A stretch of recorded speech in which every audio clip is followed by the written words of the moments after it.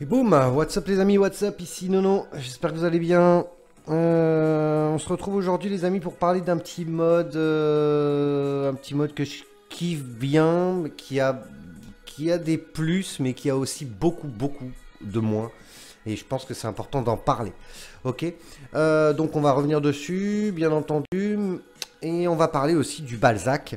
Le Balzac des Cloud of Lolo, une omelette norvégienne, donc voilà, là-dedans on a tout, hein, un super citron, de la meringue, du frais, de la génoise, enfin c'est incroyable. C'est vraiment un super jus, d'ailleurs j'ai mis une sacrée claque, hein, ça se voit, on est sur un Chubit 120 ml, je l'ai tué. Et à savoir que j'avais déjà la version en prêt à vaper, que m'avait envoyé Diane Vap, que j'ai déjà tout vapé quoi. Ok, donc on va reparler de ça après, on reviendra sur la description tout à l'heure. Ok, alors ce petit mode S2 Skunk Mode, alors voilà, j'ai reçu ça de chez Hog Vape. Alors donc en fait c'est un partenariat bien sûr, hein, ça a été imaginé par Mass Mode et donc fabriqué par Hog Vape. On est sur une box Skunk qui est franchement hyper agréable. Avec un MOSFET et très agréable en main, vous allez la voir, hein. Donc il n'y a pas grand chose à voir sur la boîte, donc on va pas s'attarder dessus, il n'y a rien, il n'y a rien du tout. Et à l'intérieur, alors on commence déjà comme ça, à l'intérieur on a la box, voilà, je vous la montre, bougez pas, hop, voilà comment elle se présente.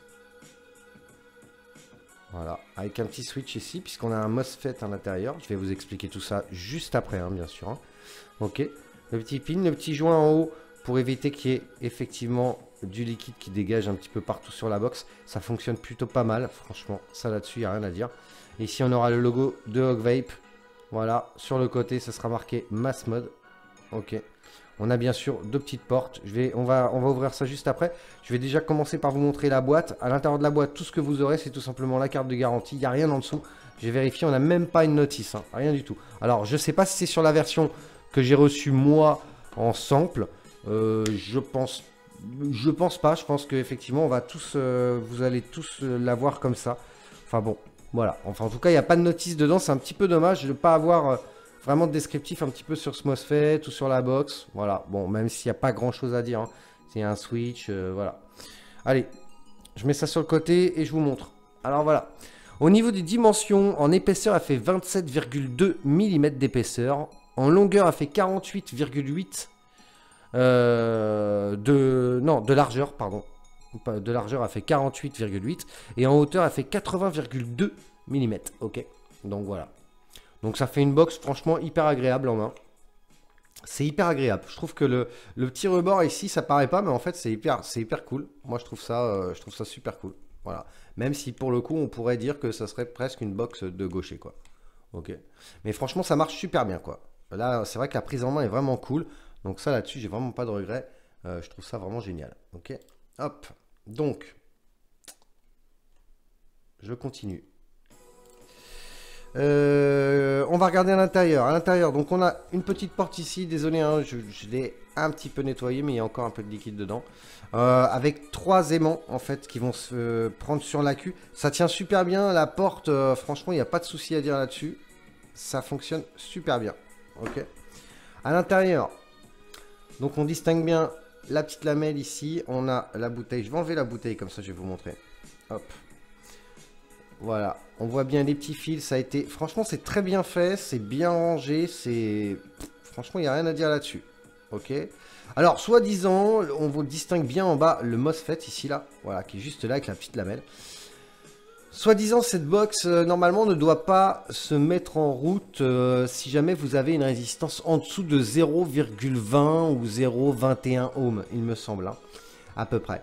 Ok, alors déjà c'est complètement faux puisque moi j'utilise des Raze, des coils, les 4 corps à 13. Je crois que c'est les 4 corps. Je tombe sur une Raze à 0,12 et vous allez voir que ça fonctionne très bien. Ok, donc là-dessus, voilà. Maintenant, déjà fausse info puisque, bon, en tout cas elle se met en route. Ok, on peut enlever la porte de derrière et là on va commencer comme ça déjà. Déjà on voit bien qu'il n'y a pas de languette pour l'accu. Il n'y a pas de languette. Ok. Et derrière, il n'y a pas non plus de trou pour pouvoir pousser la queue, quoi. Donc ça, c'est vraiment une vraie galère. Vous allez voir, quand on met la queue là-dedans, franchement, on est vraiment emmerdé pour l'enlever. C'est chiant, quoi. Ça, c'est vraiment chiant. Et je pense que de nos jours, ça devrait même pas arriver, ce genre de truc. Cette porte, elle tient avec des petits aimants qui sont juste ici. Ok. Donc, hop. Là-dessus, il n'y a rien à dire. Ok. On continue. Hein, allez. Puisqu'on est lancé. Quand on pose la porte comme ceci, on distingue qu'en fait, elle rentre pas bien. Il faut forcer un petit peu. Schlack. Pour qu'effectivement, elle se clipse. Alors, autant il y a des fois, elle va se mettre bien. Non. Si on la met par en haut et vers le bas, hop, ça fonctionne. Ok.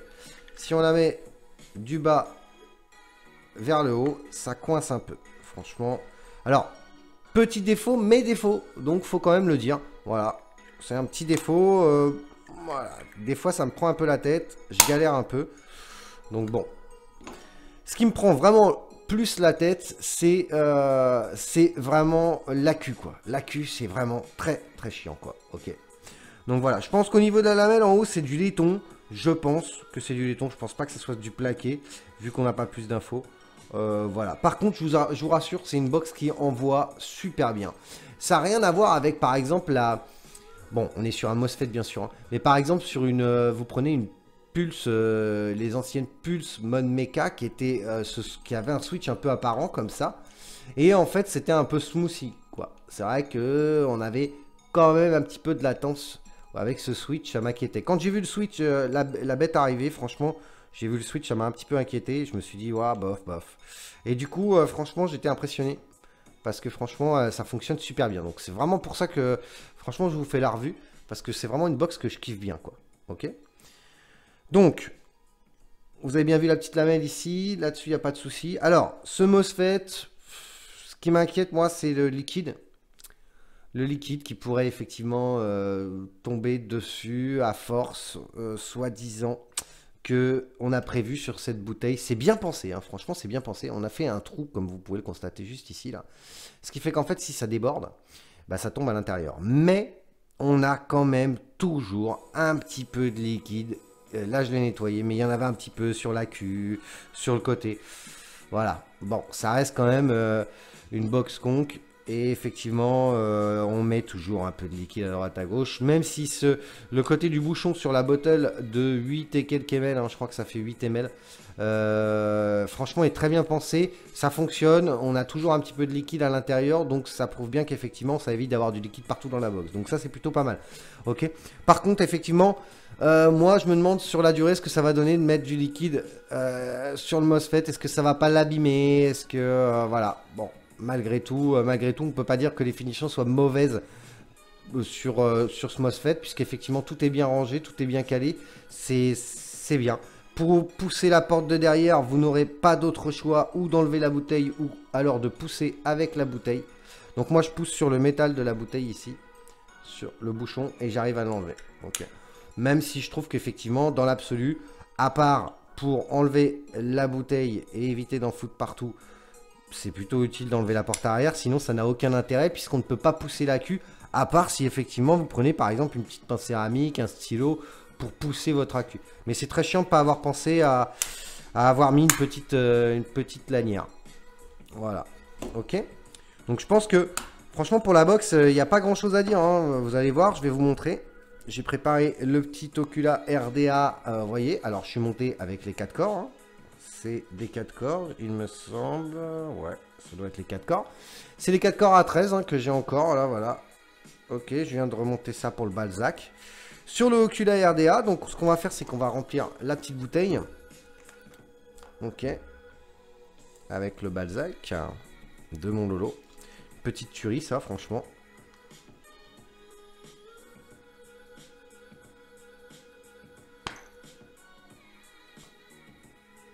Donc 8 ml, ça laisse quand même le temps de voir venir. Hein. Franchement, on est vraiment à l'aise avec cette bottle. Bon, je vais pas la remplir entière. Ça sert à rien. Enfin, du moins pendant la revue. Alors, moi, j'appuie, comme d'habitude, un petit peu sur la bouteille. Hop, avant de la fermer. Sinon, ce qui va se passer, c'est quand vous allez... Si vous appuyez pas et que vous refermez complètement, au moment où il y aura plus d'air à l'intérieur de la bouteille, en fait... Le liquide va commencer à remonter par le tuyau et du coup on commence à en foutre partout. Hein. Donc moi je vous conseille d'appuyer sur la bouteille Ce qui fait qu'en fait, vous voyez, quand le liquide commence à remonter là, ici, hop, ça me permet de pouvoir jauger pour éviter que le liquide déborde. Hop, là, je vais lâcher et je vais rentrer ma bouteille. La bouteille se rentre super bien. Hop, voilà. Elle touche pas en bas. Elle touche pas en bas. Bien sûr, après, elle va descendre un petit peu et elle va venir par toucher, hein, de toute façon. Par contre, on n'a pas de fuite au niveau, juste ici, on n'a pas de fuite du tout. En haut, il n'y a pas de fuite du tout. Donc, pour l'instant, j'ai rien à dire. Ça fait franchement une bonne semaine que je l'utilise et je peux vous dire que je l'ai toute la journée en main, hein. Donc, franchement, voilà, avec la petite VTEC que j'ai reçue aussi de chez Ogvape, hein. Donc, voilà. On va mettre l'AQ et là, je vais vous faire la petite démo. Donc, c'est tout simple, hein. La polarité est là, le moins est là, le plus est là et le moins est là. Donc, en fait, il y a juste à venir le rentrer, hein. Ça se fait très, très bien. Voilà. Et une fois que tu l'as mis, eh ben, tu l'as dans l'os. Voilà. On pourra me dire tout ce qu'on veut. Voilà. Mais en attendant, c'est une vraie galère à enlever. Voilà. Là, regardez comment je galère. Mais c'est l'enfer, le truc, hein. C'est vraiment l'enfer. Si on pousse pas la bouteille, on n'enlève pas le cache derrière et qu'on prend pas, par exemple, un stylo pour aller pousser la queue, et encore, hein, oh là là, c'est vraiment... Ça, c'est vraiment mal pensé, quoi. Voilà. On galère. On abîme la queue. On va le laisser dedans, là, pour la revue, parce que sinon... Enfin, voilà. Vous l'aurez vu, franchement, c'est une vraie galère, hein, suivant les accus. Quand on met, par exemple, les 25R dedans, franchement, on arrive un peu mieux à les enlever. Un Golizy, c'est une galère à enlever. Un VTC6, c'est une galère à enlever. On peut me dire ce qu'on veut. J'ai tout essayé, hein, même par ici, de mettre le capot, là, voilà, tac, et je le... Voilà, hop, et là, j'arrive à l'enlever. Mais ce qui fait qu'en fait, à force, vous voyez, j'éclate mon accu, tout simplement. Donc, bon, moi, je trouve que c'est mal fait. Voilà. Après, bien sûr, hein, là-dessus, chacun pensera ce qu'il veut, personnellement. Quand c'est pas bien, faut le dire aussi, hein. Donc voilà, la prise en main, tout est cool. Par contre, bon, le reste, il y a des trucs, ça pêche, hein, ça pêche. Ça pêche. Mais ça en fait pas une mauvaise box, c'est vrai qu'elle est vraiment agréable, quoi.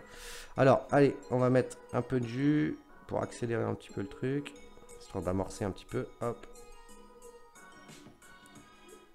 Donc normalement, cette box est censée pas se mettre en route avec des résistances qui sont, par exemple, en dessous de 0,20 à peu près, hein.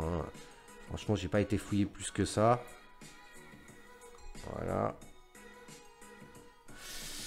Voilà. Hop.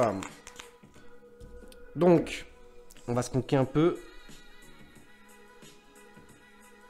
Voilà, je sais pas si vous allez voir. Enfin, en tout cas, au niveau du skunk, ça fonctionne très très bien. Il n'y a rien à dire. Et quand on appuie sur la bouteille, ça dégueule pas à l'intérieur. Donc ça, c'est vraiment important de le souligner. Voilà. Alors, à ce qui paraît, il me semble que j'ai entendu, vite fait, que effectivement il y aurait un traitement. On aurait tenté un traitement, là, vous savez, pour éviter que si ça prenne l'eau, ça s'abîme. Bon, je suis pas sûr du truc, mais bon. J'ai foutu du liquide partout. Je vais essuyer ça, évidemment. Voilà. Donc, vous voyez, résistance 0,12, ça fonctionne, hein. Ça fonctionne même très très bien. On va remettre le top cap. Hop, je vais tirer un petit puff. Et après, de toute façon, on va se retrouver sur ma tronche pour débriefer, hein. Il y a un peu de liquide partout, je vais l'essuyer avant qu'on se retrouve. Alors, je vais tirer un petit puff.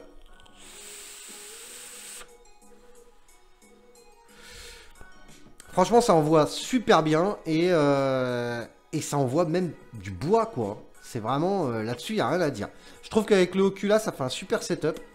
Voilà, moi, j'aime bien. Je kiffe bien ce petit setup. Voilà. Donc le switch est plutôt agréable, on sent un petit clic, on sent quand même que le switch est quand même de qualité, hein. C'est vraiment en main à l'agréable, on a quand même une box assez solide, là-dessus il n'y a rien à dire, je pense que le tour, ça doit être, ouais, c'est du plastique, PMMA ou machin, les portes sont en métal, voilà. Donc, mais vraiment en main elle est hyper agréable, elle est sobre, je sais pas si elle existe en autre couleur, peut-être en grise ou je sais pas, enfin en tout cas moi je l'ai reçu comme ça. Il me semble que mes confrères l'ont reçu aussi comme ça. Donc voilà. Ok, allez. On va se retrouver sur ma tronche. Je vais tirer encore un petit puff. Et ouais, on va se retrouver sur la tronche de Nono. Ok. Donc on se retrouve sur ma tronche. On va débriefer un petit peu sur cette petite S2 Skunk Mode partenariat Mass Mode Ogvape. Ok. Et puis, bien sûr, on va parler de cette petite pépite. Je vais peut-être vous donner la description d'ailleurs avant de cette pépite. Parce que sinon, après... je ne pourrai pas puisque je vais vous tourner sur ma tronche avec mon téléphone. Alors, le e-liquide, alors ça existe en e-liquide et en concentré, les amis, c'est toujours sur le site de Dyenvap. Vous aurez bien sûr le lien dans la description. Hein, c'est toujours 15,90 pour les prêts à vaper, donc la version e-liquide en 50 ml. Et c'est toujours 5 balles le concentré ou 13,50 le 30 ml. Ok. Alors, le e-liquide Balzac de la gamme des Cloud of Lulu, déposé sur un fond de génoise, une crème glacée à la vanille, parfumée de citron, le tout enrobé d'une délicieuse meringue. Découvrez l'omelette norvégienne par Cloud of Lolo. Ok, donc voilà, il n'y a pas grand chose à dire de plus, hein, franchement. Voilà, c'est la description que je vous ai pris chez Dyenvap. Ok.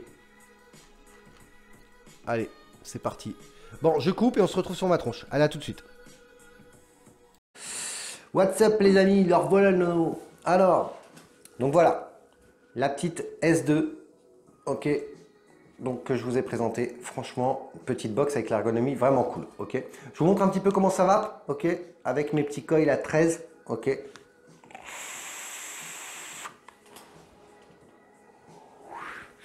Franchement, ça envoie du bois. Vous avez vu, j'ai tiré un puff qui est pas super long et franchement, déjà, ça envoie vénère.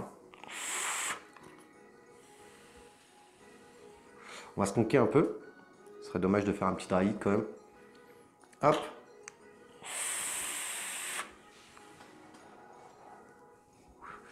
Franchement, ça envoie super bien.